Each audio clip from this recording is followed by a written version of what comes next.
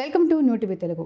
పెదకురపాడు నియోజకవర్గ పంచాయతీ కార్యదర్శుల సమావేశంలో నాయకులు, అధికారులు ప్రజలకు జవాబుదారీగా ఉండాలని ఎమ్మెల్యే భాష్యం ప్రవీణ్ అన్నారు. మనకి జీతాలు ఇచ్చే ప్రజలతో గౌరవంగా మెదగాలని, పనుల నిమిత్తం వచ్చే ప్రజలను ప్రభుత్వ కార్యాలయం చుట్టూ తిప్పొద్దని అధికారులకు సూచించారు. ప్రజల నుండి ఉద్యోగస్తులపై ఫిర్యాదులు వస్తే ఉపేక్షించనని, ఉద్యోగస్తులందరూ సమయపాలన పాటించి విధి నిర్వహణను బాధ్యతగా నిర్వహించాలన్నారు. మా పార్టీ వాళ్ళు తప్పు చేసినా నా దృష్టికి తీసుకురావాలని, గ్రామాల్లో పారిశుద్ధ్యంపై దృష్టి వహించాలని అధికారులకు ఎమ్మెల్యే భాష్యం ప్రవీణ్ సూచించారు.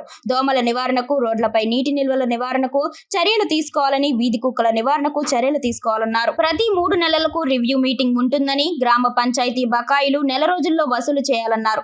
అలాగే డొంక రోడ్లు బాగు చేయడానికి ప్రణాళిక సిద్ధం చేయాలని, రాబోయే రోజుల్లో ప్రతి గ్రామ పంచాయతీ సచివాలయాలు సందర్శిస్తారని ఎమ్మెల్యే ప్రవీణ్ తెలిపారు. పెదకూరపాడు నియోజకవర్గ శాసనసభ్యులు భాష్యం ప్రవీణ్ గారు ఏనికపాడు గ్రామంలో అమరావతి, పెదకూరపాడు మండలాలు మరియు అచ్చంపేట జడ్పీ గెస్ట్ హౌస్ లో క్రోసూరు, అచ్చంపేట, బెల్లంకొండ మండలాల పంచాయతీ కార్యదర్శుల సమావేశాలు విడివిడిగా నిర్వహించి ఉద్యోగులకు పలు అంశాలపై దిశానిర్దేశం చేశారు.